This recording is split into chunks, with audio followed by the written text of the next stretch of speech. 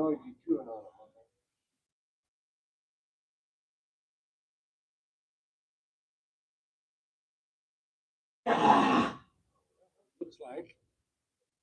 Looks like I'm up.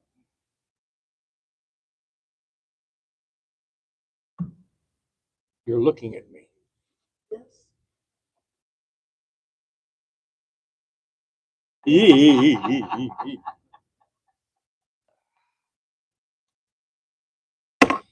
Good afternoon. Good morning. Yes, I'm still asleep. It's 2:00. Call the meeting to order at this time. Obviously this is a resident council open meeting, and welcome all of you for being here. First thing right off the bat, ask the secretary to read the minutes of the last open council meeting.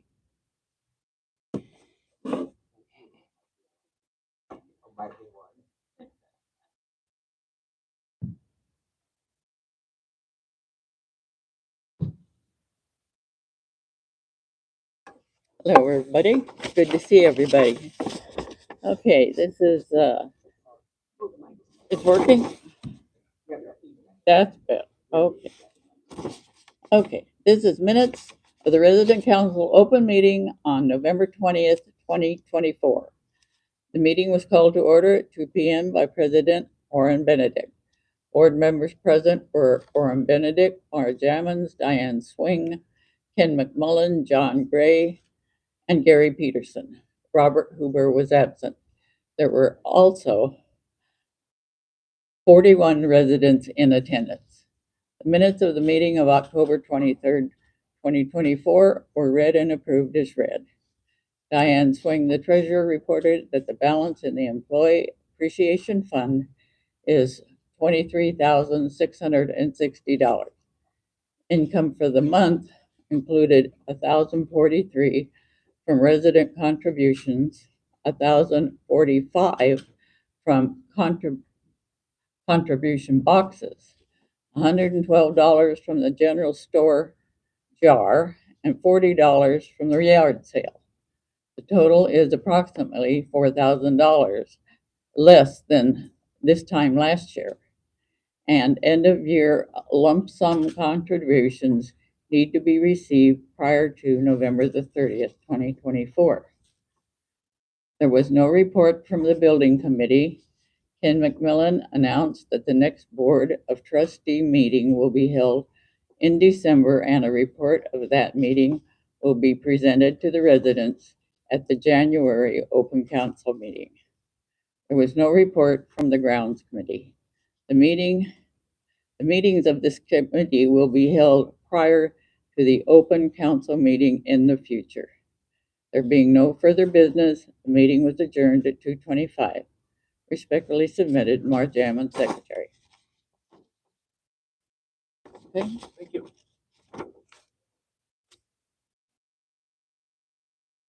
Are there any questions about the minutes from the previous meeting? May I have a, what do you call it? Motion, thank you, to accept the minutes. Can I have a motion to accept it? Yes. Thank you. Is there a second? Motion made, seconded. All in favor say aye. Opposed? The minutes are accepted. Thank you. Let's see. What do y'all want to do next? We know? I don't know. More money. Of course. Ms. Swing, please. The treasurer. At the end of December, we had $2,134. In January, we received from the home withholdings $1,191. From the hall box, $1,878. From the coin jar, $176. And the gift shop, $30. The full amount for January was $3,217, which gives us a total in our bank account of $5,492. $409. Nice start. Any questions as to the treasurer's report? Thank you, ma'am. Appreciate it. We'll next have the report from the, what would he call you? Anyway, from him about the, Never mind what they call me. the Board of Trustees report. You can have that mic if you want. No, I'll get up. All right. Well, you knocked over the chair. Uh-oh.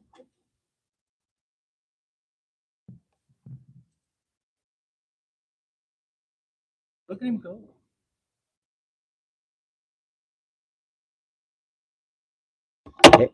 Cute.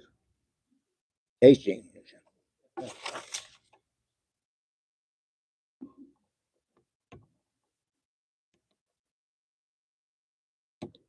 You're standing on the cord. What's wrong? What's that? No, there you go. You got plenty of room. No, it's this thing. I can't get in. I'll just talk loud. Here. Talk loud into the- Here. Hello. All right. This is a report from the Board of Trustees meeting from December the 18th, 2024. The Board of Trustees quarterly meeting was held on that date in Covina. I attended via Zoom. This report is a synopsis of that meeting based on the written material that was available prior to the meeting. And that's because the sound quality of the meeting via Zoom was terrible. And not only for myself, but for a lot of other people that were on the call. There was something wrong with the sound system down in Covina, and we could hardly understand anything that anybody was saying. The key points were as follows that were in the synopsis of the report. Ron Hopkins was elected to the first year of a 3-year term to the board, and Scott Morrison Jr. was elected to the first year of a partial 3-year term, and I'm sure you understand what that means. I have no idea. Regarding the census report, occupancy was up 18% during the last quarter ending October 31st, 2024. Skilled nursing growth at Union City continues to improve. The pavilion has been slow to fill additional assisted living units. Independent and assisted living units at Covina are completely full, and there's a waiting list already being started down there. Elevator modernization at Union City continues to progress, although slowly due to HCUC revisions, which are in their second and third rounds to finish the designs so that construction can begin. So in other words, the state's holding us up again. There were 13 new residents welcomed to various levels at the Union City campus during the previous quarter, with 70 new residents during the fiscal year of 2024. Volunteer programming at Union City continues to be reinstated following the COVID crisis. From August to October 2024, 19 volunteers and 13 adults were welcomed on our campus. The written report listed only one community event for the last quarter. The Chief Communication Officer update included that the annual letter to Masonic widows and lodge masters would be sent out in December. As of the date that I put out this report, which was January 4th, I had not received anything as master of Seminole Lodge. So I don't know what they're supposed to be sending out, but I didn't get any notice. MOS received a slight decline in the number of calls received compared to fiscal year 2023. It was reported that MOS had served the same number of clients in fiscal 2024 as they did in 2023. Oh, that's the wrong thing.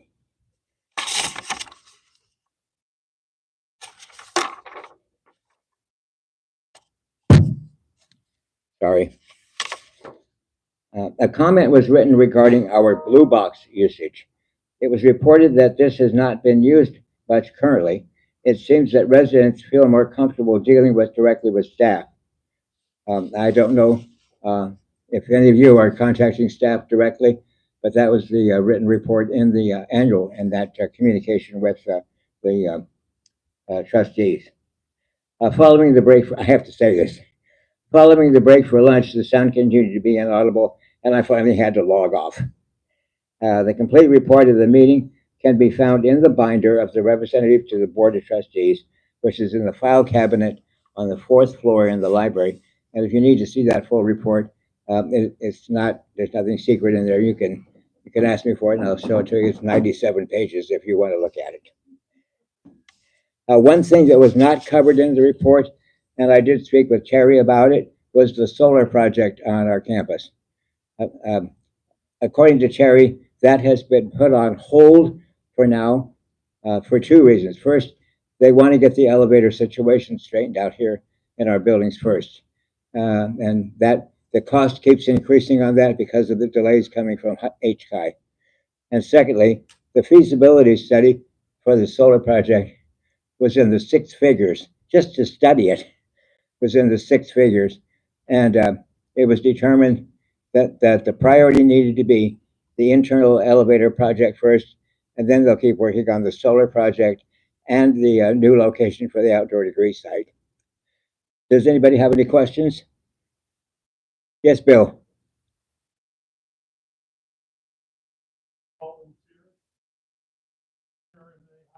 I have no idea. That's just a report that was written down.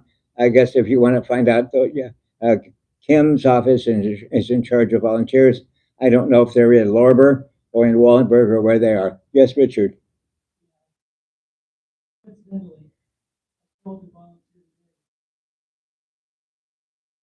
Okay.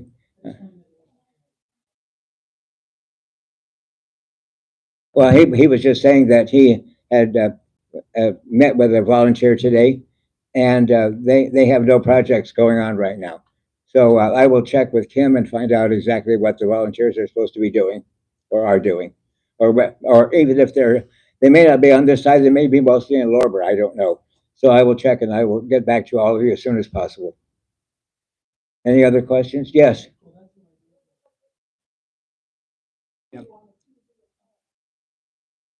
Maybe they don't want to. Do you want to do your other report while you're here? Okay. Well, when I called, I told them I wanted to volunteer, and she connected me to the person that's in charge of volunteer services, and that's the person that told me there's no volunteer projects. I just find that kind of surprising. I would think there'd be a lot of things that people could do here if they wanted to help. That's my 2 cents. Okay. Anything else? Okay, the next meeting is in March, and it will be again in Covina. If I don't have anything going on that day here, I may go down to Covina for that meeting. Just first of all, I want to see the campus. Maybe I want to move there. I don't know. No, I want to see the campus and see how they're doing down there, especially after the tragic fires in the LA area. I just also, while I'm on that subject, if you'll keep the master of the lodge down there, Destiny Lodge at Covina, he did lose his home in the fire, and I'm sure there's some other people that had serious problems with that, their residency and other things going on down there. So the next one is in March, and then in June is the board retreat, and it is here at Masonic Home. I believe it's 2 or 3 days, and I will be attending that as well. Any more questions? Okay, while I'm here, I'll let you know about the building committee. We have not been able to have a meeting since November because of just a lot going on here, and we couldn't get staff coordinated with a meeting time. We are having a meeting tomorrow. We do have some items on the agenda that we will be considering, and I'll have a report for you next month at the town hall meeting. But we hope to have another meeting before the next town hall meeting, so I should have a much better report for you. Thank you very much. See if I can get this thing in here. Yeah, I didn't have much leeway there. Yeah, well, gotta be smarter than a rock here. That's why I get the big bucks. You take? Did you take one of my papers? These your minutes?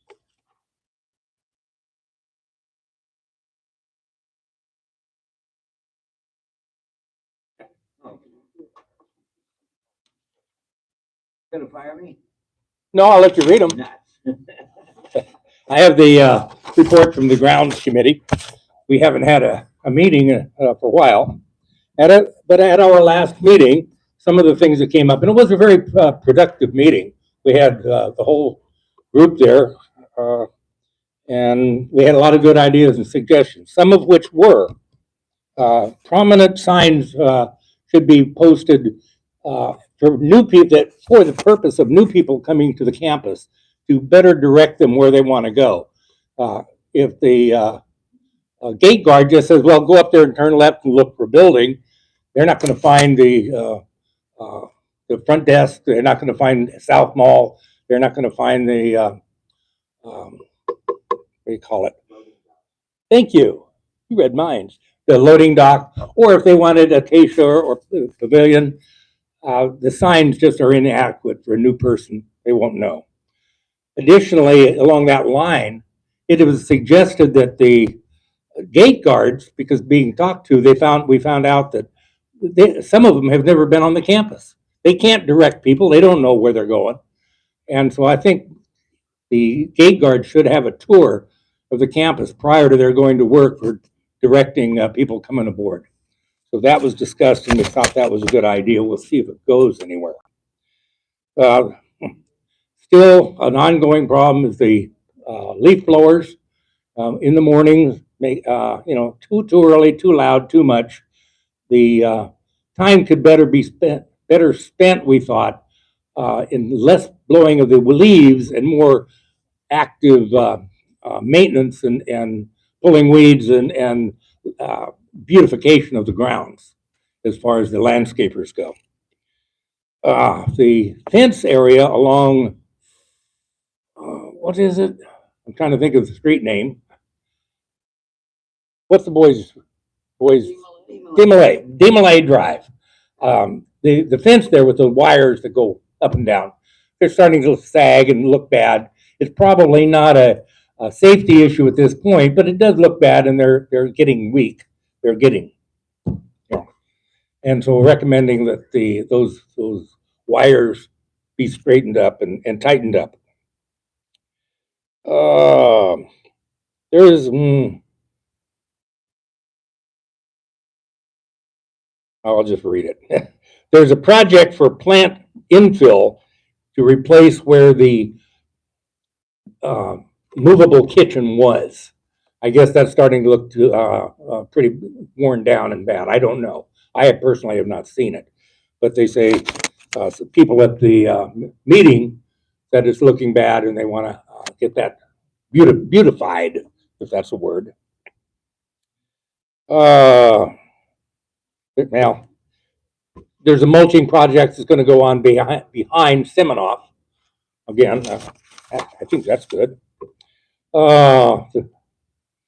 Irrigation is a problem in several different areas, both the irrigating of the plants and also the drainage. And that's an ongoing problem. There is a project in progress to identify and recommend solutions for the irrigation problem, irrigation and drainage. And lastly, Mike Sanders requested to become a member of the grounds committee to replace Cecil. And so we discussed that, when we're happy to say, Mike Sanders, please come aboard and be part of this group. The next meeting will be held on February 20th. Any questions? Oh, come on. All right, that is the grounds committee meeting. Yes, ma'am. Did you know that the gate guard does have maps of the buildings and the street names and everything? I'm not understanding you. The gate guard. The gate guard, okay. Has maps Yes. of the complex, Yes. which he can put an X on the thing, draw a line up, and give it to the person who needs to come up here. Mhm. But I see maps blowing in the wind up here that have no marks on them. So that tells me maybe he's just handing them out and not marking accordingly and drawing a line up the road the guy needs to go. I think that's exactly what he's doing. It was discussed in our closed meeting held yesterday, just exactly that comment. And it's recommended by the council that the maps as they are now be kept, but have them updated and identify where the stop signs are, and arrows where you're going, and better identify on the map itself what these little square boxes are as far as building numbers and building names. I'm thinking that Mike McComas did update that within the past 6 months. Well, I have one in my my binder. Come take a look and you can tell me. Maybe I'm not up to date either, but I would hope he did, and if not, I will get one. I'll let you know. I'm sorry? That's why we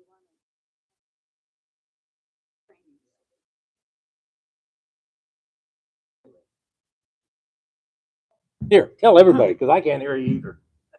Okay, that's why the council discussed that the guards should be given training so they know where these buildings are and can draw those lines. It's quite possible that some of them don't. Yeah, I found it strange to find out that hang on there, Larry.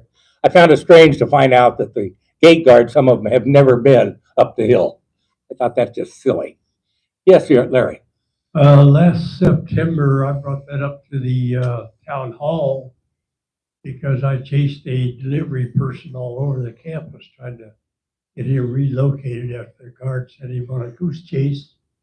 They assured me that each new hire of the guard company would get a tour of the campus before they went to work.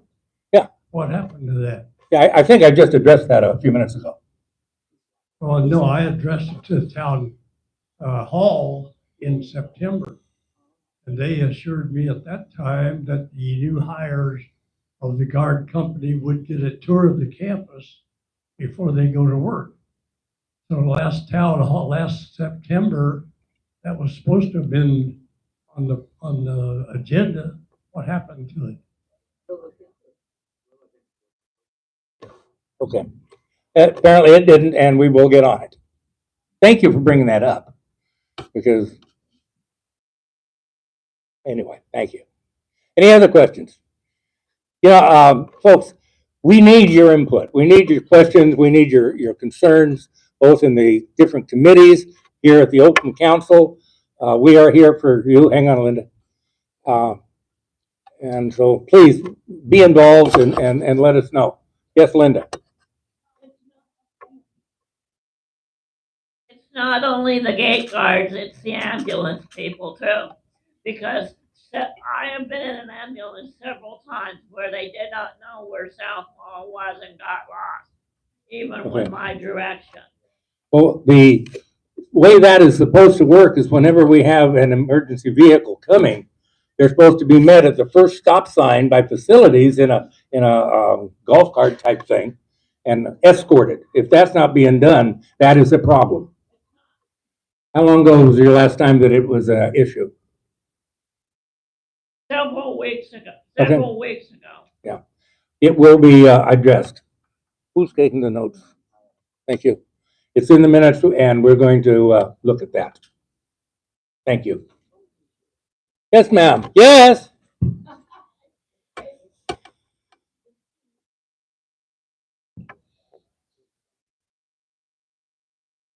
Well, I think Linda is right, because I also was in an ambulance about a month ago, and the drivers that took me home after a long, long wait did not have a clue of where to go.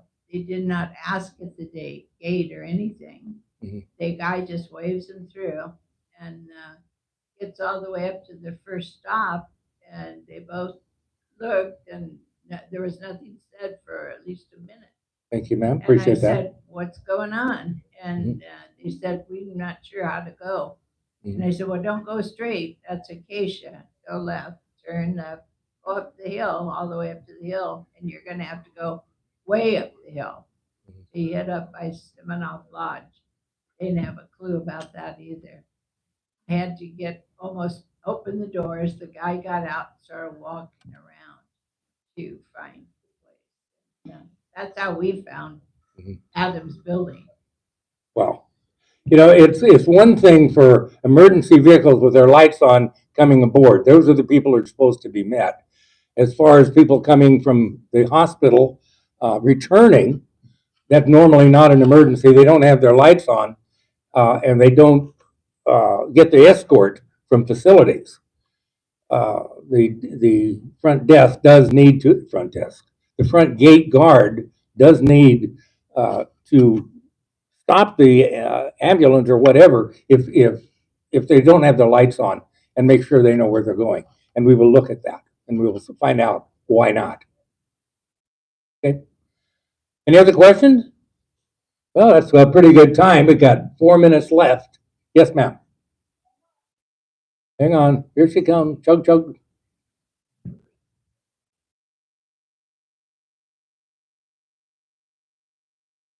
I like to go to a meeting that Soledad puts on, and she calls it Fireside Chat. And she had indicated at the Fireside Chat that we are supposed to be getting our information about what the committees are doing from the resident council.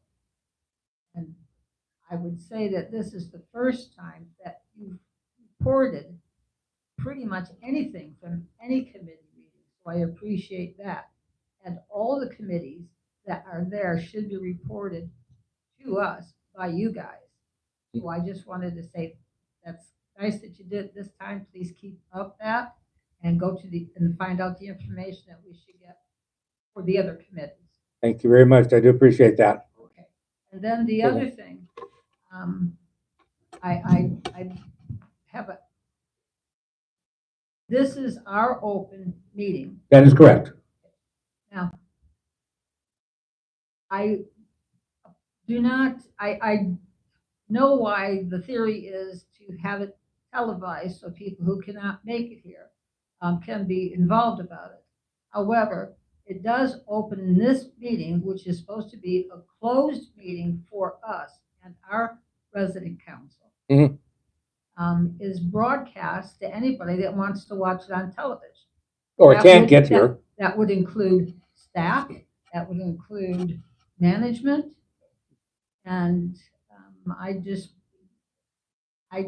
wondered if. All right, I understand. Give me a minute here. Not really that close then for Right. us to. Just a moment. What she's asking, what she's saying is she's taking, not exception, but she's pointing out that being a televised meeting going throughout the campus, anybody can watch it. And well, we are an open meeting, however, the staff is not supposed to watch it.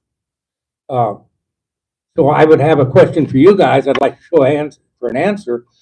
Do you out here now think that the open meeting, this one, should be televised? May I have a show of hands saying yes, it should be, for those people that can't get here. Can we get a head count, please? Because it's very close. Hold them up and we're counting.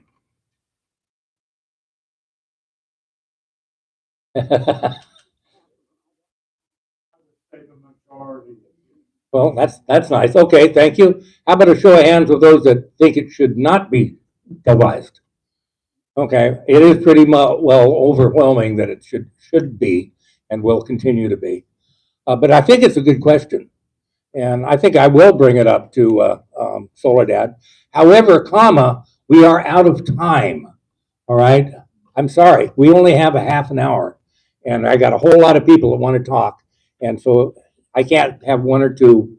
I do have to call it on this because of the time. And may I have a motion? Thank you, to adjourn. I regret about the.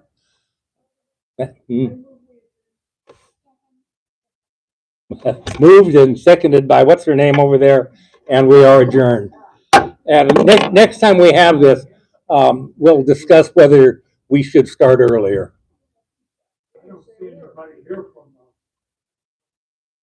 I don't know. I can't see out the door. Thank you, ma'am. So anyway, we're done. Give us some thought as to whether we should start, say, at 1:30. That way we'll have a chance to get some more of your questions in and let you participate in what we do.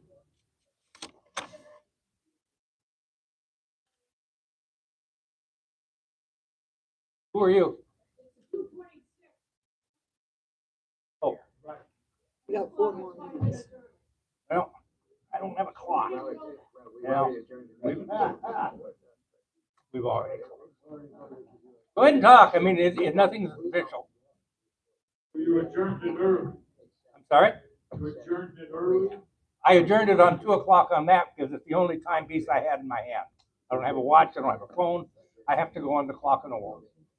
Tell me, keep talking, like you did.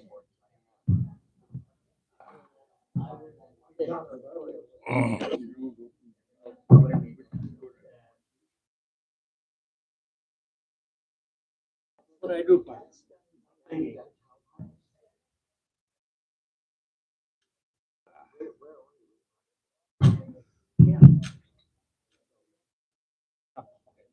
You know what? Would somebody take a peek outside and see if there is anybody queued up? Okay. I'm in staff. There they are.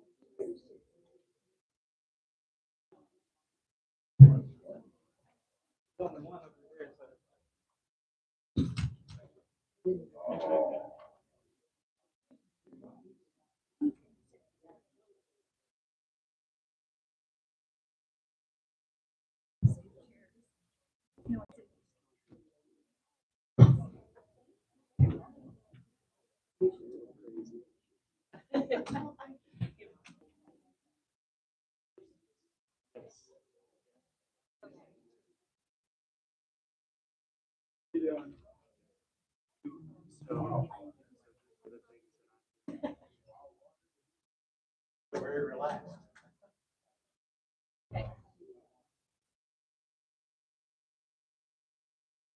Yeah, I'll do that.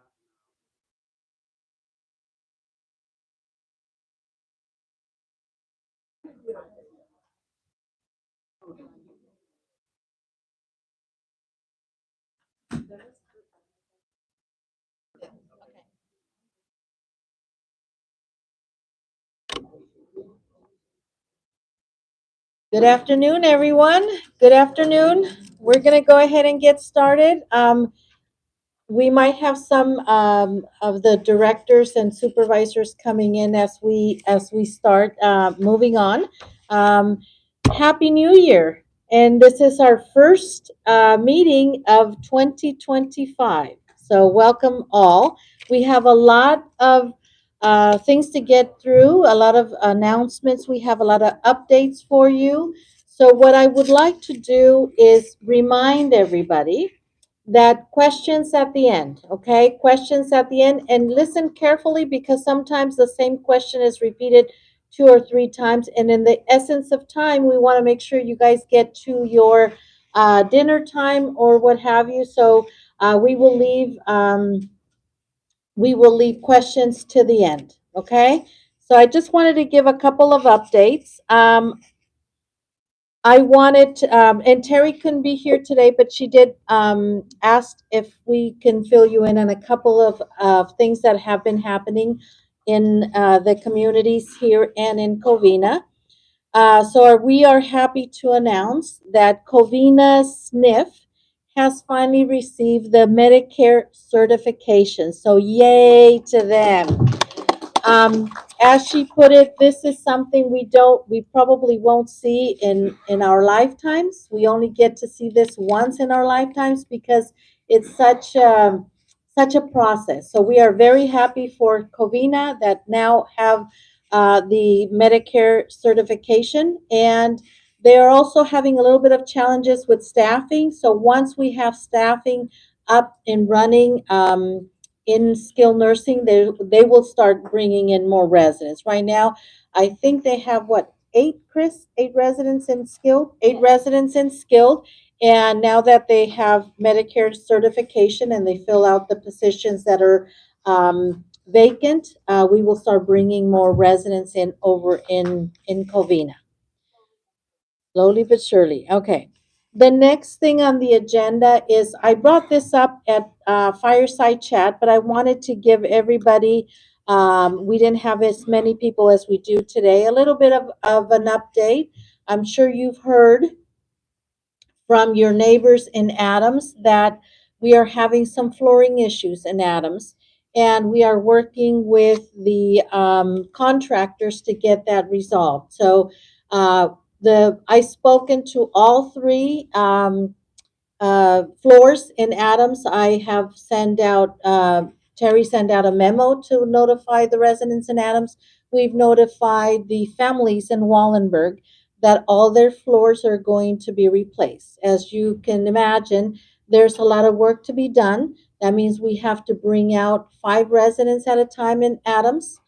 We have a schedule. It has been delayed a little bit. We had thought we were going to be starting this month. We won't be starting until February, and we will give you more information. So the 5th floor Adams received the latest and greatest. We are delaying a little bit. And for those of you who are on 3rd and 4th, now you know you will get a schedule of when we will begin. But for all of the residents that are here that didn't know, that's what we are doing. You will see pods, those big containers where we're going to be putting furniture in for every resident, 5 at a time. We're going to be doing 5 rooms at a time. And you will be seeing, you'll see the pods, and you'll also be seeing a lot of people going back and forth. And that's what we are doing. We are working really close with the residents and the families in Adams and in Wallenberg to make sure that when we move them in and out, that it's done correctly and with all the assistance that we need. So we have a team, a group of staff that are really working hard to make sure that it's an easy transition for those residents that will have to move. And as we say, we move 5 at a time. And then we have the same thing over in Wallenberg. In that area, we're only going to be moving a couple of residents a week because, first of all, we are almost full. And second of all, it's a little bit different in memory care. So, but the families are aware, everybody knows. So I just wanted everybody to know that that is what is happening in Adams and in Wallenberg. The other thing that came out at Fireside Chat, the question came about the committees, the resident committees. Do we have these committees and are they starting? We did take a little hiatus for November and December. There were 2 very heavy months, but and we've had some some staff that have left. And for instance, we have a grounds committee, and I know the new person that will be taking care of the grounds committee is sitting here with us today, and that's Matt. Matt is going to be taking care of the grounds committee, and we're going to incorporate the grounds committee with the garden committee. So everything is in one. So Matt will be taking care of that. Jeremy, as you know, is working with the food committee, and the one that has been very good and has continued to be very good has been Jeff. He continues to meet with the building committee, and I have to say I haven't been very good. And we will start up again in February with the budget committee. So that's coming up. We are going to move on with the committees and continue. So those are the committees that are already set. We have lots of other meetings that people don't know. We have the special friends meetings. We have the welcoming committee meeting. We have the woodshop meeting, the nifty needlers. There's all kinds of other meetings, but these, the ones that I named, these are the ones that have come up with residents that wanted to see when we do things, how do we get them back to the resident council, whatever is being done. So that's what will continue as we move on. I have a question for some of you before we get to the last part of my updates, and then get to the manager's updates.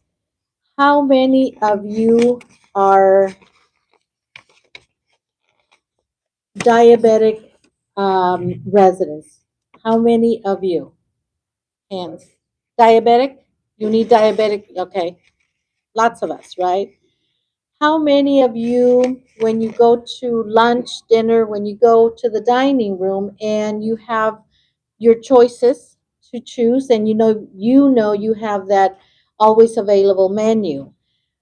We have some residents that have come and said, if we had chicken, whatever type of chicken without sauce on the side, maybe I would choose that instead of having with sauce. And um, my I guess my question to you all is, would you do that? Because I raised my hand, I'm also diabetic. If I'm gonna, that's a choice I have to make, right? If I have, I'm just gonna say chicken with some kind of sauce, and it looks so good, am I gonna pick the chicken without the sauce, which I know it's good for me, but it might not be what I choose? Okay, so two things. I just want to see hands, because we want to start a program in the dining room, but we want to also make sure that we do it if people are asking for that.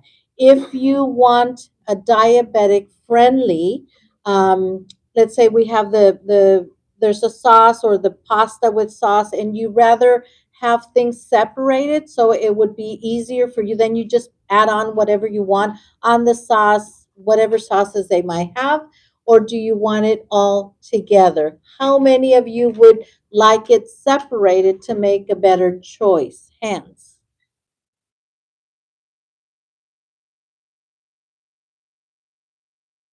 Okay. All right. That gives us an idea. And I know Kate looked back and she's counting hands. So that's a good. Thank you so much for that. The other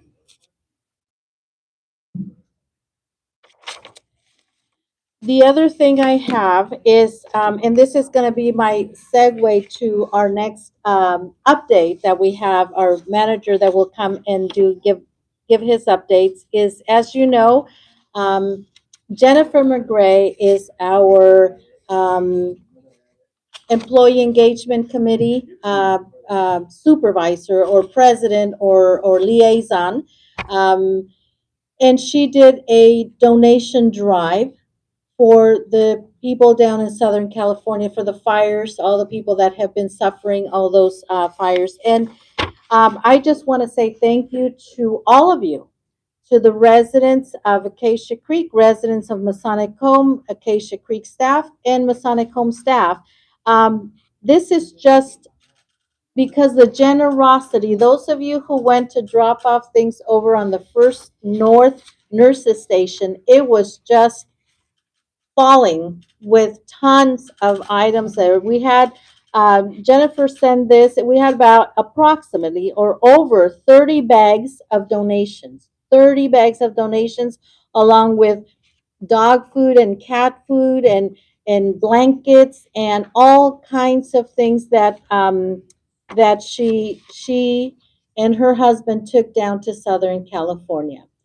In the messenger, she's going to have an article that I hope you all read it. It's very interesting, and the devastation hits when you see how devastating it is. We can't even imagine. And when I saw those pictures, and you see it on TV, but I know from her experience and what she has told us, it's been a little overwhelming. that when she saw all of this. So I would like to give Jennifer McCrae and her team a great hand because they did such a wonderful job. And thank you all for your donations. They were very well received. And with that, I'm going to bring Sol up here because he has some, of course, you know that Sol is the Director of Masonic Assistance and Outreach, and he's going to give us an update. So thank you. And remember to please keep your questions to the end.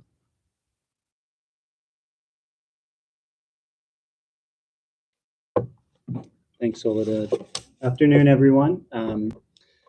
And so, yeah, I do have some updates for Masonic Outreach Services, but I want to start with some updates related to the fires. First of all, just some campus updates, and then we'll talk about the Masonic Home's response to the LA fires. So for the Covina campus, it's outside of the evacuation zone, and the campus is safe. We haven't lost electricity there, but the water was contaminated, so they've been drinking bottled water as a result of that. That's been the biggest impact to the campus. Oh, did that end? Okay, these were notes given to me, so that's over. No longer contaminated per Chris. And so there were two people who are close to the Masonic Home in Covina who were impacted by the fires. One was a Mason. The other is the family of one of our dining team members. And so both have been offered appropriate support. One of the things that Masonic Home Covina decided to do was open up, we have two shared housing buildings, and one of those buildings we opened up as a temporary shelter if needed. So that's been offered to a few families. There are roughly 1,100 Masons and widows who are inside the evacuation zones, which is a lot, right? A lot more than we typically experience during these California fires. We've received several calls, but just a fraction of the folks who have been impacted in our community who have called Masonic Assistance and asked for assistance. We've attempted to provide immediate financial support when it's necessary and care management services to any of those folks who have called us who are impacted. You may know of California Masons or their family members who have been impacted by the fires. And so if you do know of someone who needs our support, please have them call the Masonic Assistance line, and we'll get them as immediate support as possible. When the fires first happened, so 2 weekends ago, the communications team sent out a robocall and they sent out emails informing everyone in those evacuation zones of the services available, and then also requesting donations for those who might be able to provide monetary donations. Since then, the California Masonic Foundation has already received more than $40,000 in donations to the Distressed Worthy Brother Fund, which is the program that we utilize to provide financial assistance to Masons who have been impacted by disasters such as a fire. And then in addition to the MOS response, and sorry if I'm stepping on your toes, I don't know if you were going to say anything, but Masonic Center for Youth and Families is offering emotional wellness services to those who have been impacted by the fires, both children and families and also adults. So yeah, you can ask Jody about that if you have any questions about those services. So that's the fire updates that I have. I also wanted to provide a quick update on presentations and the lodge outreach meetings that we're doing out in the community. So we're in the midst of doing some presentations for Prince Hall. So we tabled and provided presentations to two of these large events, one in Northern California and one in Southern California. They're the Prince Hall Grandmaster's official visits. The Grandmaster is required to meet with every lodge, but because it would be hard to visit every single lodge every year, their lodge leaders come to one place to meet with the Grandmaster every year. And so we presented at those, and those were really successful. We'll also be in Fresno, February 22nd, that weekend, for the Robert W. Brown Council deliberation. where we'll table that. That's a Prince Hall Scottish Rite event. We're in the midst of several lodge outreach meetings, and these are the trainings that we provide to our volunteer training coordinators. And so last weekend, we hosted the Division 5 meeting at Central Coast Lodge, number 237 in Arroyo Grande. We'll be this weekend for Division 6 and 7 at Glendora Lodge, number 404 in Glendora. And then next month, we have 3 meetings, Division 8 on February 8th at Widow's Sun Lodge, number 869 in Temecula. Division 10, which is a new division, they'll have their first meeting on February 8th at Welcome Lodge, number 255 in Lemoore. And then Division 9 will be February 22nd at Oceanside San Dieguito Lodge, number 381 in Oceanside. Those are the updates that I have. Thanks, everyone.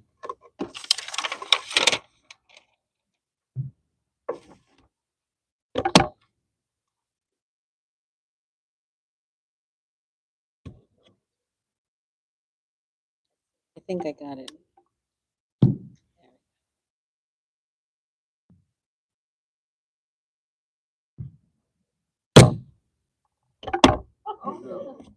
Wow. This is really, yeah. I think so. There we go.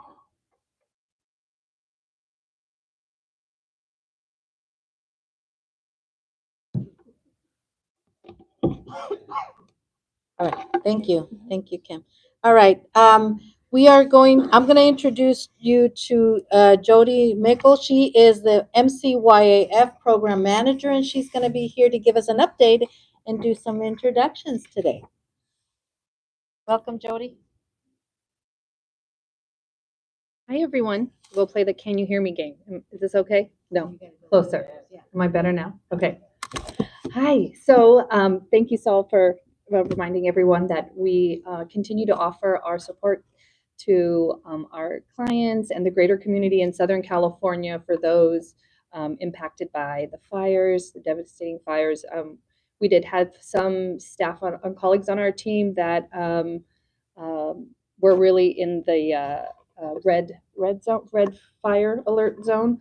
Everybody is safe, but we continue to support not just our clients, but also our colleagues and each other too, and the residents on campus, because as you all know, it's such a stressful time to move through such a tragedy. So a couple of updates coming out of the holiday season. One of our very heartwarming, touching programs that we had that closed out in December is a gift giving program that we launched for the first time for our our most in need children clients and their families.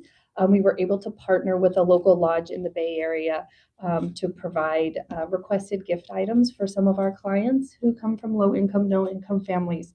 And so please know that is an extension of your Masonic support and affiliation.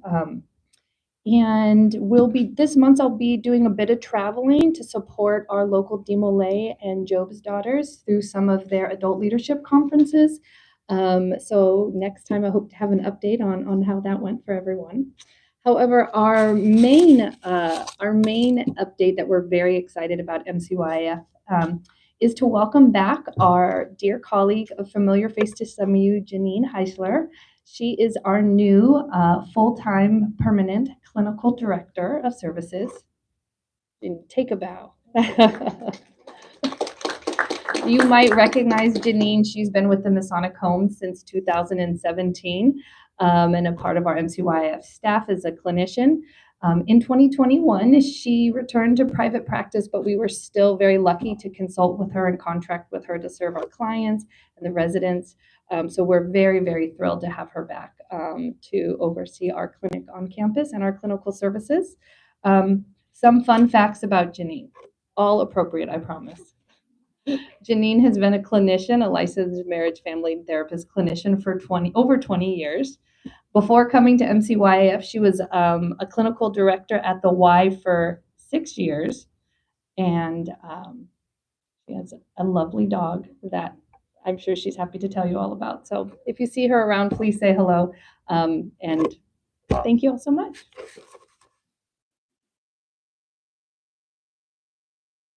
Thank you, Jody. We're going to go ahead and move over to Kim. Good afternoon, Kim. You thought I saved you for last. Not the best anymore, I guess. Good afternoon, everyone. I'm Kim Haig, Senior Director of Events, Active Living and Volunteer Services. And the first thing that I would like to do, besides tell you all Happy New Year, is to thank all of you residents who helped to make our home so festive this last holiday season. Without your help, we never would have gotten all of the Christmas trees decorated. We put up over 30 Christmas trees. And I sincerely thank you for all of your help in making sure that it was a festive home for all of us. So thank you so much. I have some updates from the Active Living team and some reminders of some upcoming activities. The pizza and a movie is happening on January 25th, so this Saturday. There's still space available, so if you're interested in going to that pizza movie night, they're showing the 6-888 in the Second Adams multipurpose room, and there is a sign-up sheet at Second Adams, and there is still some space available, but it is limited. So if you're interested in attending that movie night, please check out the sign-up sheet. We also have an outing on Sunday to Pintello Comedy Theater, and it's Mystic Pizza is the production. And again, please sign up at Second Sedam to reserve your spot. I think there are like 26 spots available, and we have about 15 people signed up. So there's still plenty of room if you're interested. I also wanted to remind you that Luce and Justin work on the upcoming activities and outings going out at least 6 months. So they have a whole list of things that they look at throughout the year. And if you have suggestions or requests for activities or outings that you'd like to see, please make sure that you let Luce or Justin know. The calendar takes a while to put together. That's why they work so far out. And we want to be able to provide you with the activities and outings that you'd like to see. And if we need to move some things around, the sooner we know, the easier it is to juggle that calendar. Speaking of the calendar, please be sure that you review that monthly calendar when it's distributed to you. Highlight the things that you'd like to go to. Please remember that if we do have signups, they all go to the Second Sedam sign-up area along with a flyer. If for some reason an activity or outing is added during the month that isn't on the calendar at the original distribution time, we do place flyers at Second Sedam. We put them in your mailboxes, and in most cases, we leave those at your door. Please sign up early for activities and outings. We don't want you to miss out on anything. I do have some gym updates for you. Luce has reached out to Fremont Brain and Body, and they'll be coming in starting in February for some monthly programming, including Tai Chi and yoga, at least twice a month starting in February. And we'll see how that progresses and how many folks we get to each of those activities. We may either increase depending on the demand, or we may have to cut back depending on the interest in those programs. And I also have an update on a gym instructor. Luce has made an offer to a person for the gym, and we're just waiting to hear back from that person if they accept our offer. So we're hoping that in the next few weeks, we will have a permanent full-time gym instructor in the gym, not only helping with the coordinated activities that go on in the gym, but also able to provide the one-on-ones that have been available in the past, and working with our outpatient rehab as well to make you all fit and healthy and ready for 2025. So thank you so much. Those are the updates from Active Living. Thank you. Thank you, Kim. We're going to move over to Cynthia, our skilled nursing administrator.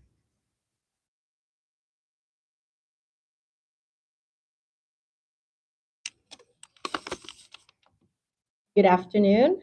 I'm Cynthia. I'm the administrator at Lorber, our skilled nursing facility. Welcome back to 2025. Nice to see everyone. Okay, I want to, this will be really short. I just want to let everyone know that we are well at Lorber right now. All our residents, none of them are sick. We are COVID free, so we are still wearing our mask, of course, just to keep our residents safe. So if you are visiting, it's not required for visitors, but we do highly recommend that you do wear a mask to keep our residents safe. I know there's a lot going on out there right now. There's flu, RSV, norovirus, and COVID is still out there. So please help us keep our residents safe. We are dealing right now with a lot of psychosocial issues with some of our short-term people. So we are continuing to um, get those needs filled if they do need any psychosocial needs. We do continue to educate our residents and their family members on insurance benefits, coverage for their therapy here, and also if they do need to convert to from a short term to a long term, we are working with finance department and having them get on insurance so they could stay with us.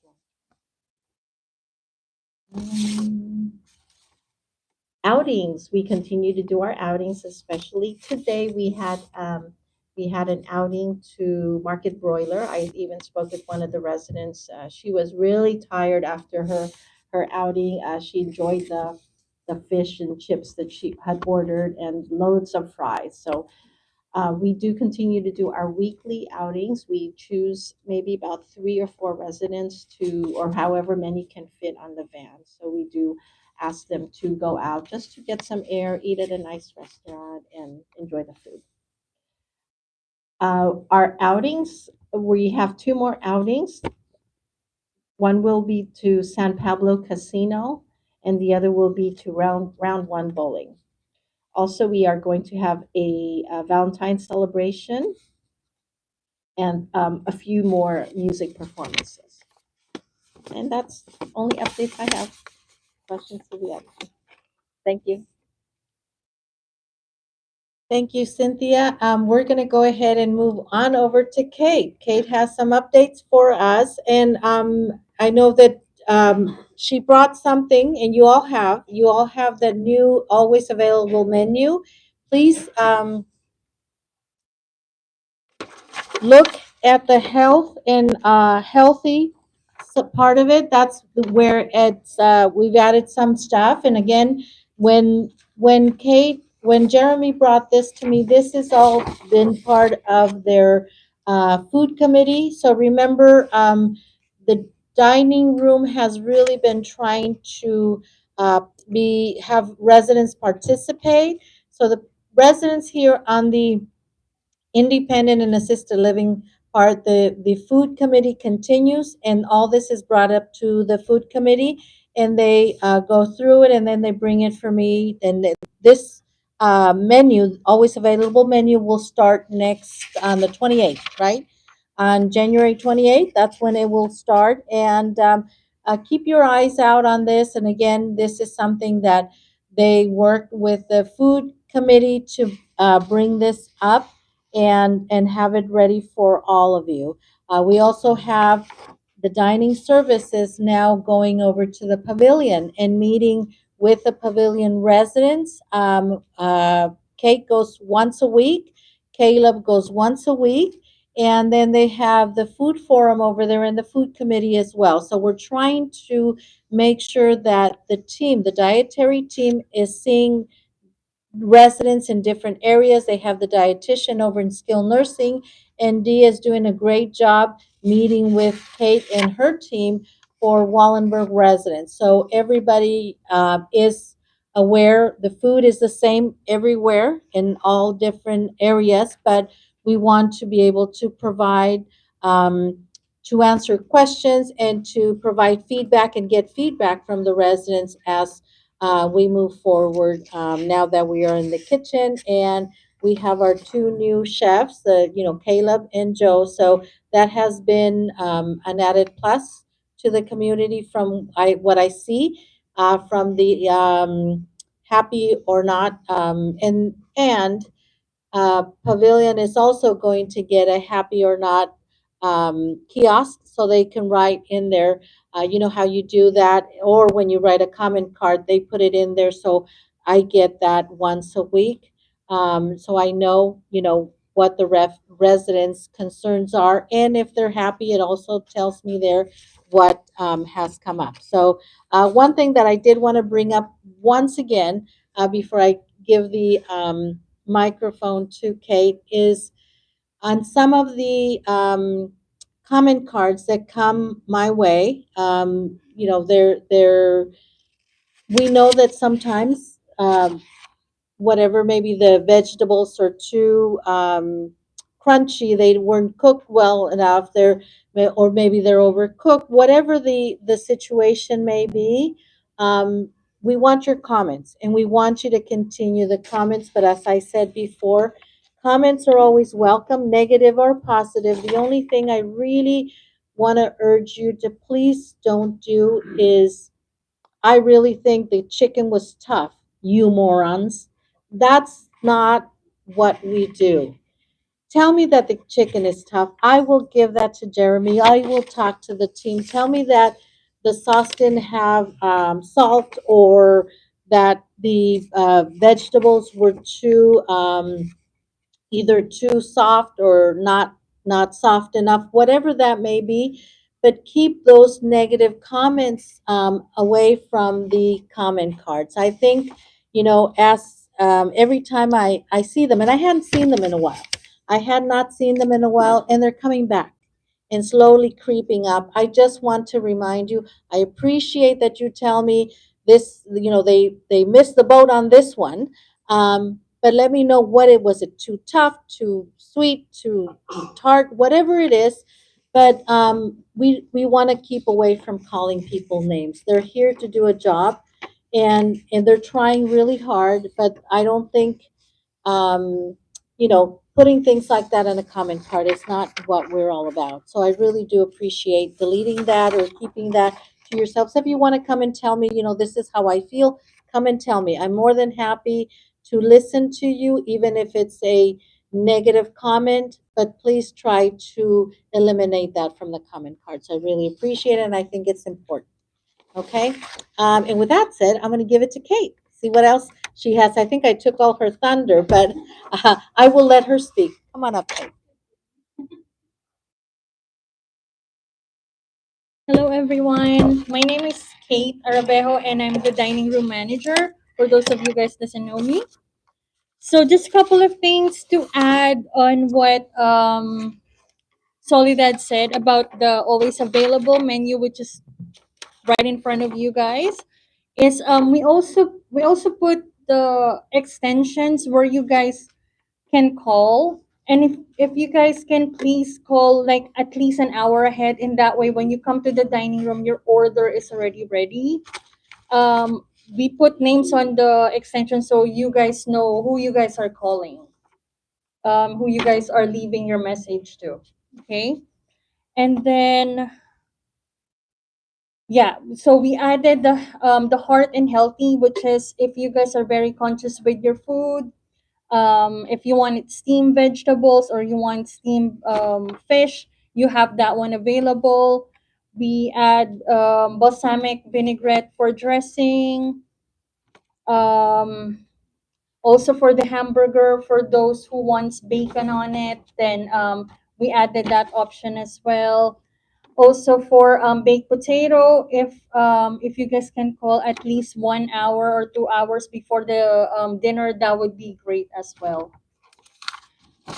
And also just want to make an announcement for we have a new production manager. His name is Alex Barrios, and he's gonna be starting on February 17, 2025. Also, a couple of announcements as well. For Pavilion, we have our Pavilion Dining Services Committee on February 12th.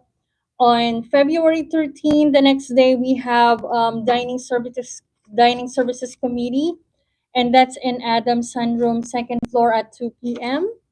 And then February 16th, we have Sunday brunch, and that's going to be on the main dining room at 11 a.m.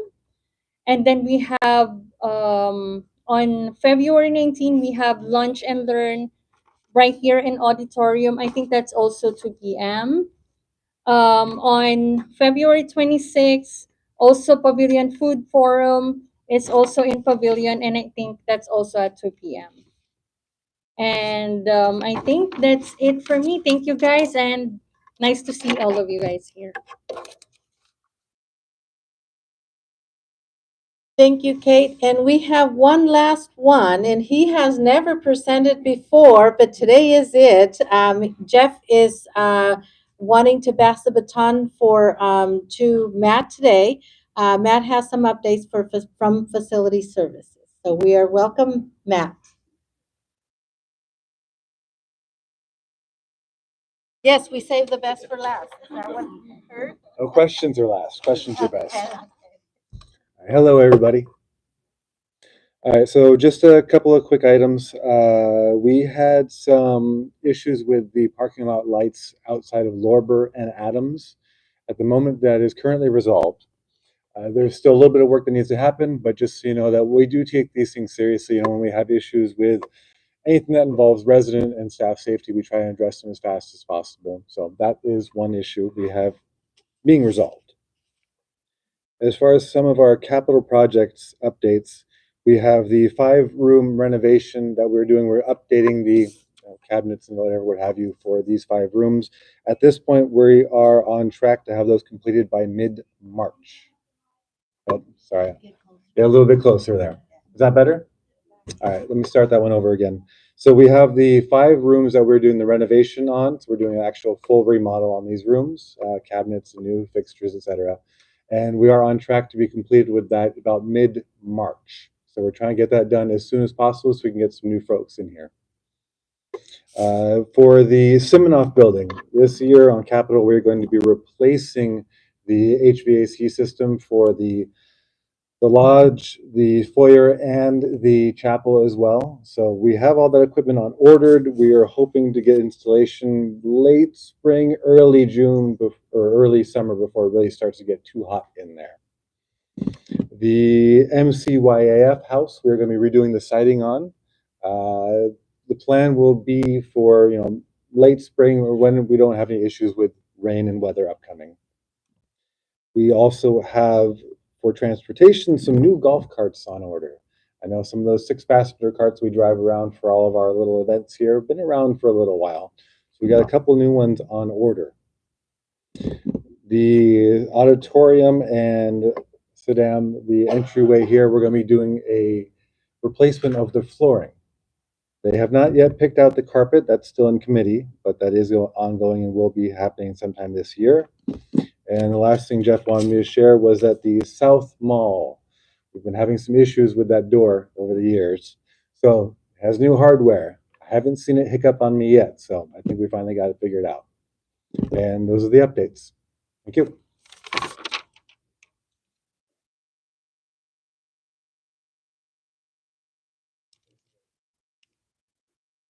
Okay, that said, we have questions. We are open to questions. Let me get the Jen to come up here and get the microphone.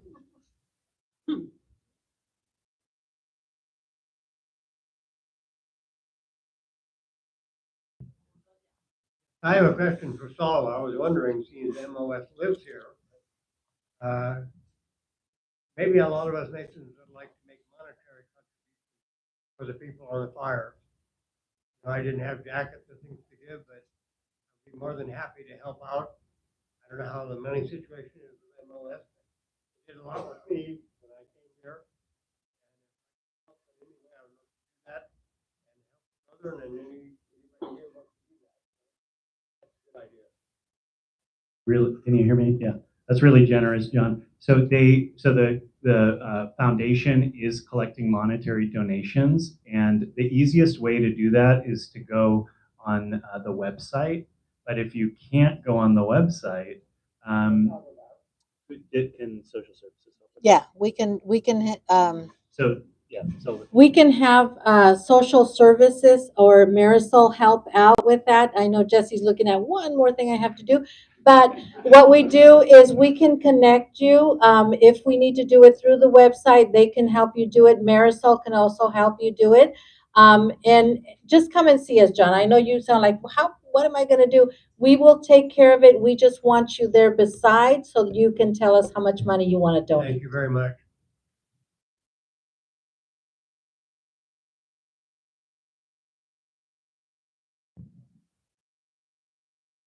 Is there a master calendar for the Masonic home from which Guest or Unabomber can get their information? There is none yet, but we are working with Uniguest, and Chaplain Joel is taking care of that. We want to make sure that, yes, we want to put everything in there because we do have a lot of different meetings and a lot of different activities happening, not just for you here as the home, but we have things happening at the lodge. And we want to put everything together in that calendar so you can see. And that is not as easy as it seems, but we will work on that with Chaplain Joel, and Chris is back in the back, and with IT and Chaplain Joel working his way through that, and Uniguest, we will get it done. Very good, good idea. The grounds committee. The grounds committee, through its leader, or I'm the leader of that. The grounds committee reports to the resident council, and the resident council then reports to the the residents. Mm-hmm. I am a little distressed to hear that staff is now, I guess, unilaterally informed. I'm just now finding out about this. I'm president of council. I didn't know. The council then has to tell the grounds committee that, oh, by the way, we want you to do the garden committee as well. And why is the staff involved in council business? So I don't think it has anything to do with council. And let me go back to the committees, right? We had the grounds, the building, we had a liaison from resident and a liaison from staff. So the grounds committee was Doug was the liaison, staff liaison, and you, not resident council, but you as the liaison for the grounds committee were doing that meeting.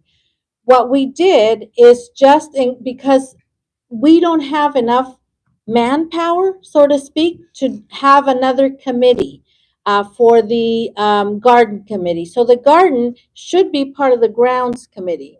And that's the way. Now, you just heard of it today because we were trying to figure out, okay, Jeff is doing, remember, we don't have a director yet, right? So Jeff is doing the building committee. Matt is now doing the grounds committee in lieu of Doug, and he will be with you on the grounds committee. But then we needed somebody else for the garden committee. We don't have other staff or we have residents in the garden committee, but we wanted to just incorporate it because it really is part of the grounds. The garden is part of the grounds, and if everybody is together, now you threw a wrench there because now you're the president of the resident council. Yes, we should have let you know that this was going to be incorporated, but we did not think of even telling the resident. We just needed to, Matt is only substituting or going into because there's no Doug. That's the reason why. Terry Quigley and Joseph came to the council meeting, a closed council meeting, asked to speak. They did. and told us that this was how it's done in Covina, and they thought that this would be a very useful thing for our campus. And the council looked at that, listened to them, discussed it, and says, okay, sure, we'll take that on, and we'll put somebody in the grounds committee, i.e. me, and then from the grounds committee, it's going to go to the council. It was set up by the council to report here. And again, why is I guess you addressed it in that you have a manpower problem. But still, it's kind of distressing to me to find out in this venue that we've been assigned something. My apologies. I will, and again, I think because you play two parts, right? You're in the grounds committee, but then you're also the resident council president. So that's the reason why I do apologize. I will make sure that the resident council knows ahead of time whatever changes happen in those committees. Appreciate that. Jeannie? Yeah, hi. This is for Kim. And at our resident council meeting, it was brought up about the volunteer program and that one of our residents contacted the volunteer program to see if he could volunteer. And it was told they didn't need any volunteers right now. Okay, I think you need to clarify that. And also, could our volunteers possibly be of some help with these moves, these temporary moves for the fixing up of Adams in Wallenberg? It's going to be a lot of work for our staff, and maybe a few volunteers to help with that could alleviate some of the staff. So as far as the volunteering goes, if we don't have a job available, we have to tell them we don't have a job available. We try and fit the volunteers, whether they're resident volunteers or community volunteers, with a job that suits them. We work with each volunteer that requests to work with us to find them a location. So there may be some misunderstanding about whether there's no volunteering available, but we need to work with managers and we need to work with the staff that is getting the volunteer, and we need to make sure that it's a right fit for everyone. So it's not that there's no volunteering positions. We need to make sure that everyone that volunteers understands if you're volunteering for a long-time position like working at the employee cafe, that's a commitment that you have to be willing to make for the days that you're volunteering there. Same for the grocery store, all of those. And if it's a one-off, we need to work with the managers to make sure that it fits with the schedule within that department as well. So yeah, I hope that answered that question. My question's also for, Yeah, so let me answer the other part of now the Adams moves and the resident volunteers. I really do appreciate the resident volunteering. However, this is one thing that our staff is not going to be doing, with the exception of social services tending care needs to the residents. So we have the moving company coming in, and they're going to move the residents, the furniture, the everything, right? We want to make sure that we and our staff, for instance, Rio and his team, they're not going to be doing any moving whatsoever because we don't have enough manpower. I did reach out to Jen. We are going to have some community volunteers come and help us with the residents, and she already knows that we just don't have the schedule yet. Once we have the schedule, the community volunteers are going to come and help us. As I told the residents when I did my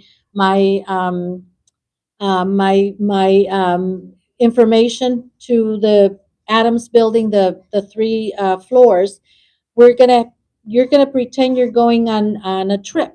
We have this bin, so the volunteer plus social service and Gladys's team, nursing staff, are gonna come and say, okay, Jeannie, we're going on a vacation, toiletries, pajamas, clothing for 5 days, everything is gonna be in a container label already with the room you're gonna be moving to. Then the volunteer will come and help out on some things that we are finding out residents say, this is really precious to me. I don't want to let this go. I want this to come with me. So instead of putting it in the pod, we're going to have volunteers, community volunteers come and wrap those things up and take them to the resident wherever they're going to stay. Then on the way back, we're going to be doing the same thing. So we are involving community volunteers. I don't want to involve resident volunteers, not because I don't want your help. I just don't want anybody getting hurt. Okay, I wasn't referring to resident volunteers for the moving job because I realize they're sensitive. Yeah. That's okay. What the residents have been asked to do through Special Friends is once our Adams people get into wherever they are in the guest room, to help them get to the dining room and find their way around because everything's going to be kind of backwards. That's right. And So Jesse, that's the resident Yep. volunteer program of any of us that find somebody lost. Help them, You beat yep. me to it, Jeannie. And Jesse has been really, really good about making sure that we have all those little details in place. So we want to hold their hand all the way through because it is going to be very tedious. And Julie. Yeah, this is for Kim. I know we have a pod with all of the Christmas decorations in it. Okay. I understand it costs us close to $2,000 a year. Roughly, yes. Roughly, yeah, okay. I know that things used to be, and we still have the substitute boxes of ornaments and this and that. I'm wondering, as a savings, to have the money spent on something else. I know they walled up under the stage, but in the long run, if we're going to store that pod for years and years and years, might it not be wise to put under the stage again with the push things that go in? There's an initial outgo, but then we've got the stuff here. It doesn't get quite as squashed, and it saves us some money. Yeah, you bring up a really good point, Julie, and it's something that Soledad and I have talked about before. And we haven't had the pods delivered here to the campus since pre-COVID. And then remember, we did all this beautiful changing of the patio area. We've laid down pavers. We've got beautiful spots for our residents. The pods, when they're delivered, they're not the most careful when they're dropping things down. And so things get ruined. Plus, we have a pod back here. We've got a pod over here for repairs to or upgrades to the elevators. And so in order for us to bring the pod here, the only spot that we have is up at the event center, which means we'd have to drop it up there. Then we'd have to send a team up there, clear it out, get rid of the old stuff, send it back to the pod place. So in all honesty, I've kind of put all of that off until we have some viable space or space that we can use once the elevator pods go away. We'll have more room to be able to bring that pod back and go through it, get rid of the things that we don't need. And we may find that we don't need the pod anymore because I've got a different storage space here on campus.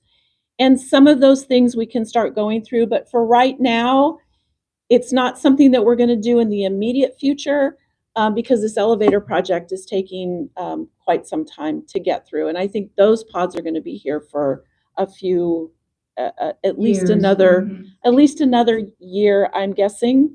So I appreciate that, and trust me, it's something that Soledad and I have discussed and talked about. But trying to find a spot where we can bring it and not, ruin the pavers or make a mess of things is at the top of my list too, because that would just end up costing us even more money to replace what's been damaged. Hope Okay, I that have one answered. more question. Sure. Did Matt go home? Oh, no, he's right here. Okay. Yes, about 8 months ago, I asked Doug about changing the air filters in the, for instance, the second north by the elevator. Look up there, and it's got cobwebs, and it's got black, and it says 2 of 22, which means the last time that was changed was February of 2022. And he told me, well, as soon as they got all of the ones changed in the apartments, then they would start in the hallway. But I don't think a note got made. Okay, yeah, no, I'll follow up on that. I know that we're supposed to have, regular changes of all the filters everywhere. So, Second North? Yeah, okay. But yeah, we'll have somebody go through and double check everything. Maybe we just missed one. We'll go through and double check ourselves. Thank you.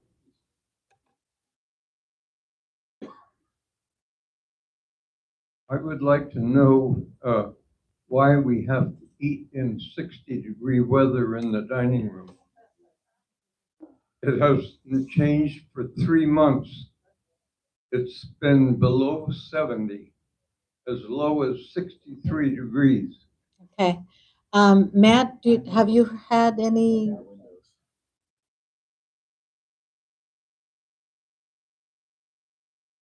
Okay, Matt is telling me that the windows, there's an issue with the windows. They're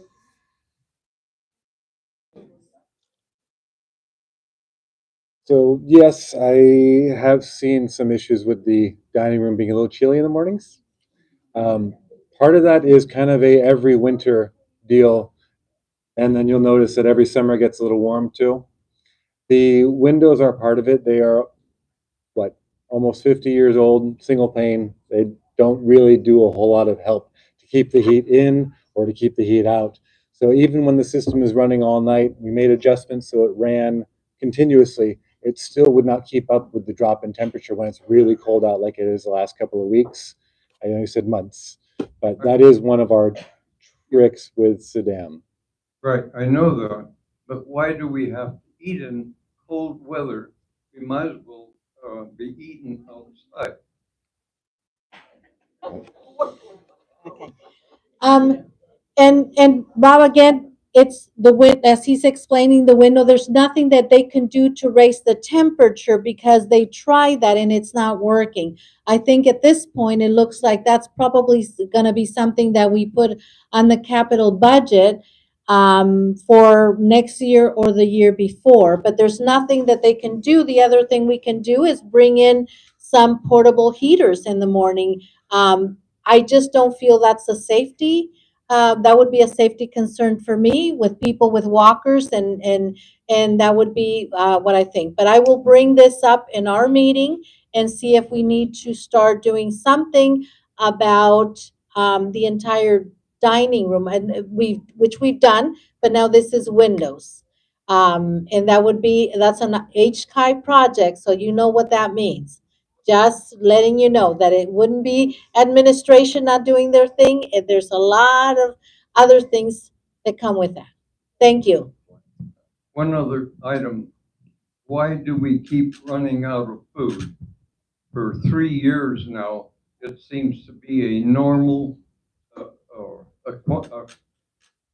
don't know, What it runs out of different things. what has been the latest, Bob? I haven't heard Well, of. We, 2% be milk. longer than I could write. Okay, 2% milk. Kate, do we have 2% milk? We run out of bread, we run out of eggs, we run out of. The eggs, we already clarified that at fireside chat because there is a egg shortage, and Right. I brought that up. But okay, I will address that with the team. You said 2% milk, and you said bread. We've ran out of bread. Okay. Bread. Cereal, Cheerios. Okay. So ice cream, let me talk to you about the ice cream. Ice cream, we might run out of a flavor, but there's only certain containers, there's only certain rooms. So if we have, somebody's wanting chocolate and we just replenish and there's not enough containers to bring the chocolate, we have to wait till something is done so then we can bring the next one. So the ice cream, it's a little bit tricky, but I took 2% milk, and then bread, and then Cheerios, regular Cheerios, okay? And bread. Let's just go ahead and let it all out. When it comes to food, what else are we missing? So we can get it out of the room. Um,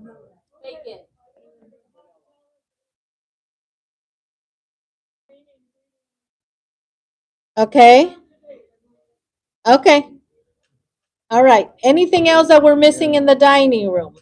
Pat? Just, I'd like to see them get regular sized bread. They've got this real thick bread.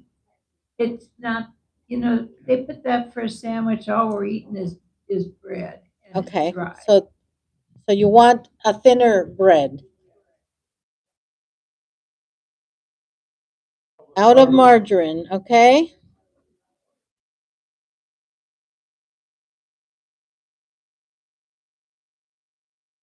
Okay.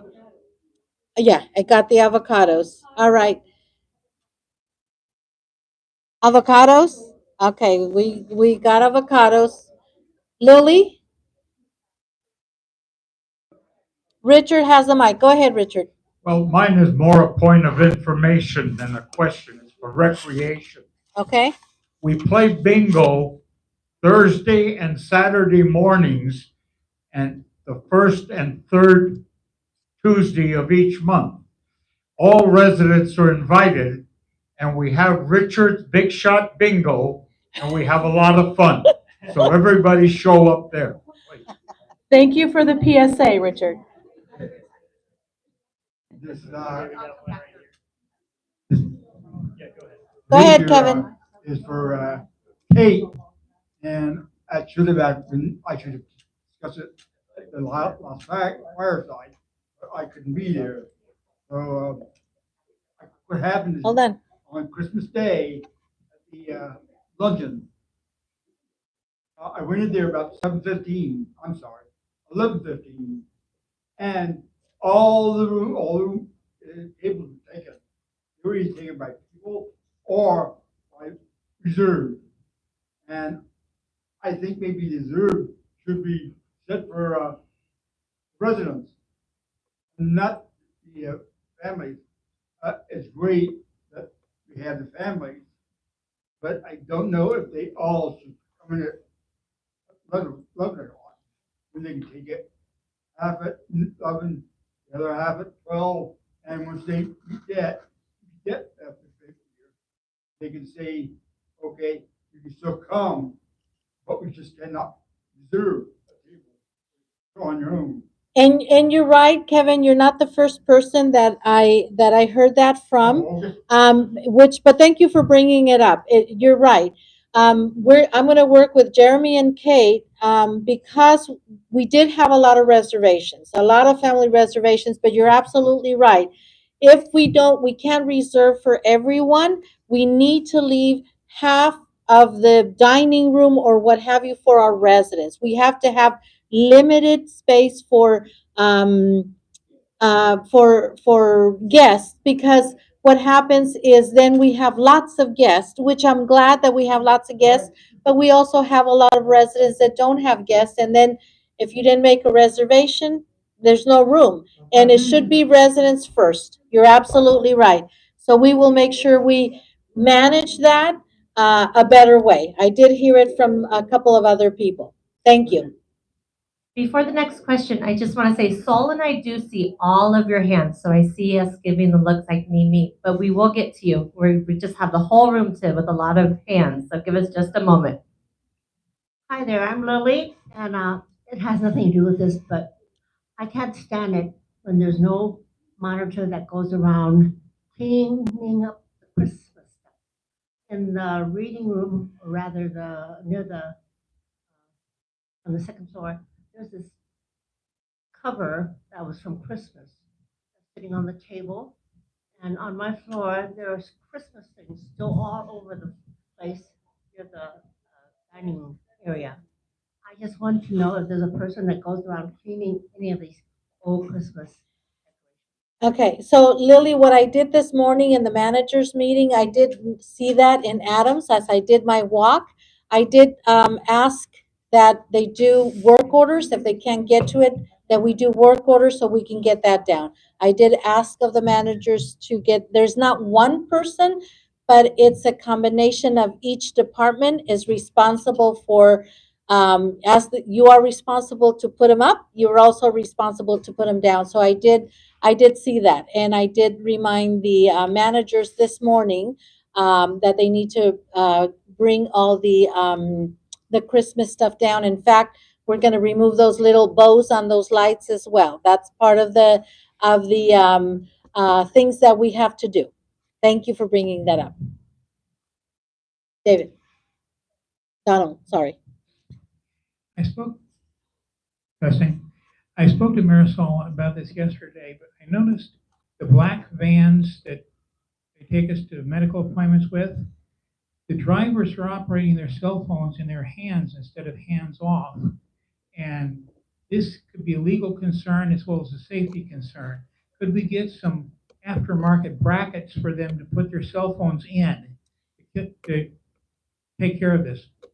So Marisol did bring that up to me yesterday, Donald, sorry. Donald, I brought that up to Gladys, who oversees the medical drivers. And as of today, they received them. They had already gone and done that. They received all the free hands-free gadgets that they had to put on the vehicles. And yes, she is going to keep track and make sure that the drivers are not driving with their cell phone. So that was done. And we were a little bit behind the 8 ball because when I got to Gladys, she responded right away. She said it's taken care of. And Chris was part of in that email, and she knows that that has happened already. So thank you. Two Bill. things. One, I had two residents in discussion mention that they slipped on the slick flooring in Adams and that the flooring is going to be replaced. Are they going to put in carpeting or slick lamination again? I don't know if it's slip lamination, but we're putting flooring like it is now. We are putting flooring on all, and not just Adams, Bill. We have flooring in all, even in the head building. Those, as we are by attrition, as we are moving, everybody is moving away. In any senior community, they're moving away from carpet because flooring is a lot better hygiene wise, because carpet keeps a lot of things. Even if you wash it, you clean it, you replace it, there's a lot of dust particles that is not good for your health. So everybody is moving away from, and I did talk to the residents in Adams. We are moving away from carpet. We're having flooring like we do have now. If a resident like myself, who is a fall risk, can we request carpeting? No, no, we won't be able to replace with carpet. Unfortunately, we do have a lot of fall risk, but it might not be the floor. There might be an underlying something else, and we have to take it case by case with your doctor to see what it is that we need to do in that particular case. And any update on the automatic doors to the restrooms? The automatic doors to the restrooms are the capital budget. We are looking into pricing those things, how much it would be, where do we start? And as I told you, we're going to have a committee to see where do we start, because we want to make sure that wherever we begin, whatever pricing we get, we're not going to be able to do many, but we are going to do at least a couple of year. And then we are going to be doing the pricing that will go into the 26 capital budget, and hopefully it'll make the cut. Marty. Speaking about those little lights that are hanging on the windows in the dining room, can we assume that they're going to be left off now and not lit up? Yes, they should be already off, and they're going to be removed as well.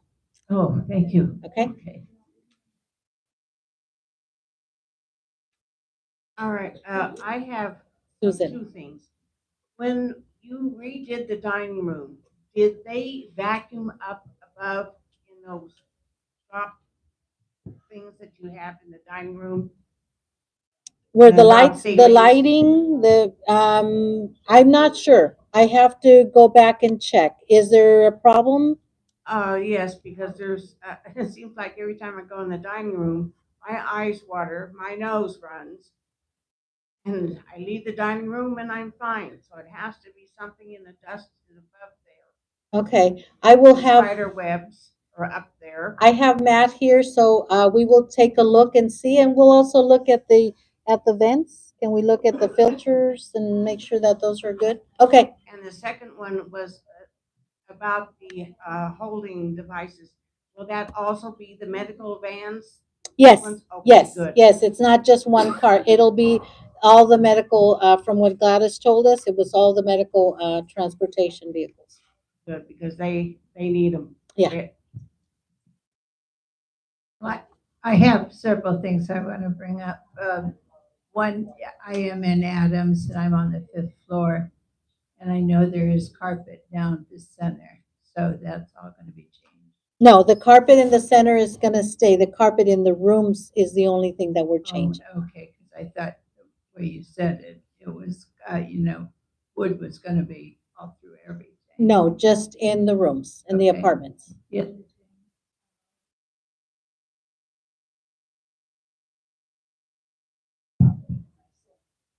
A drainage problem in your sink. Did you call the hotline, Pat, by any chance? Well, I've talked to several. Nelson has been up many times, and I have had one of the CNAs. When I call the hotline, I don't get any response. Yeah, the hotline is for you to leave your name and your name and your room number and what the issue is. But Matt is writing it down as we speak. So go ahead. Write faster because my line, being on the 5th floor, I have a whole sink of dirty water from doing my dishes, and it just barely bubbles down eventually, close to half an hour, 45 minutes. And then when it does bubble down, I go to try to clean my sink. The water that's going down is bubbling back up. So I'm on the 5th floor. I don't know why it's bubbling back up. Mhm. But I saw Roto-Rooter here, and I was just wondering if anybody was that for 5th floor or in our building at all. Well, I saw the Roto-Rooter truck at least twice. They were doing, there was an issue over in the kitchen where the dishwashing happens. That's why they were here, but not for Adams. Well, I'd really appreciate it if somebody Yeah. would do something Okay. for my sink. The other thing, I spilled ice cream on our placemat in the dining room. And this is only wiped off, okay, with a tissue or something. It's just my hoarse voice, I'm sorry. I really kind of find this is not very sanitary. How are those mats cleaned? And I don't know, Kate, maybe you can answer that. Are they washed? Are they taken The mats. off of the table and washed? Or sanitized? Well, at the end of the evening, we actually collect all of them and we soak it on a sanitizer. Yeah. You soak them in on Yeah. sanitizer? We soak it on a sanitizer. In the morning, they put it back. And then wipe it up and dry it up. Okay, so is it just laid in the water? Is it work? to The whole scrub? night, it's soaking in the sanitizer, and then the next morning, the servers in the morning they will collect it and dry it one by one, and then set it up on your table. Thank you. You're welcome. Dora? I know you already asked about the avocado, but I had ordered myself avocado and they asked me my last name because there was a charge. And I said, how much? And they told me, and I said, okay, well, I get that bill. I think because if you're asking for just avocado for the meal, whatever it is, but if you're asking one to take home or whatever, that, okay, is just to eat it there. Are we charging residents for extra avocado? Is that what we're doing?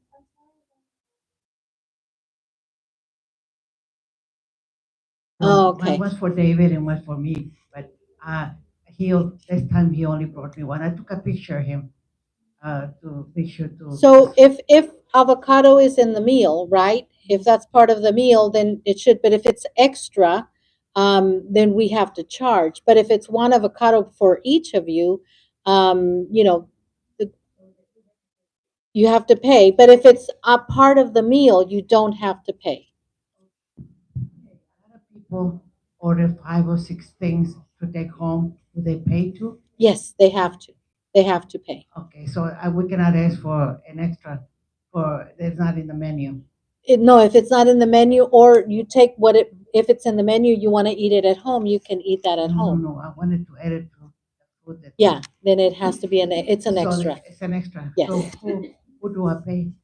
You don't pay, that's why they have you sign, because then they will take, it goes down to the accounting, and then accounting will charge. I'm gonna find out about that because I have a hard time believing people take 5 or 6 items every day. I'm gonna take a picture. Okay. David? Richard? Sorry. That's okay. So, there's a regular group of people that I sit with in the dining room, and there's more than one that eyes water. This is, I guess, a few people are having problems with eyes watering in the dining room. Why, we don't know. Yeah. Thank you. Yes, I saw some of the ladies with these really fancy fans that I wanted to, that I wanted to take a picture of. But Matt is going to take a look at the filters as well. Hello. Hello. I want to speak quietly about corn tortillas.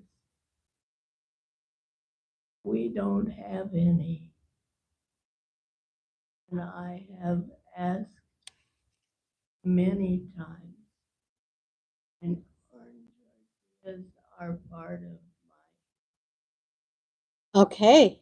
I have added them to the things that they don't have. Thank you, Gail. Bob?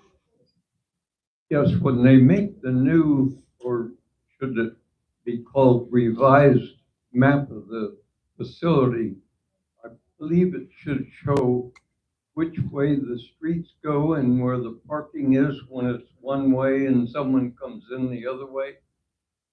It's not visibly marked. They go past the one at Adams. It doesn't show one way. There's a little sign, but by the time you see the sign, you've went by. And basically, there's no, the one map I've got, I know it must be outdated because it doesn't show stop signs.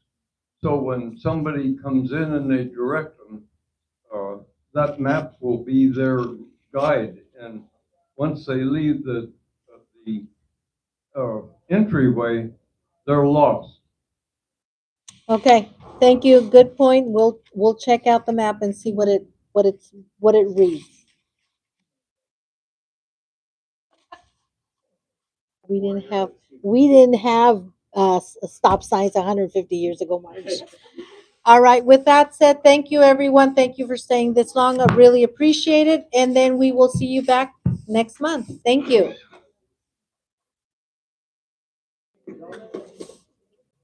Welcome.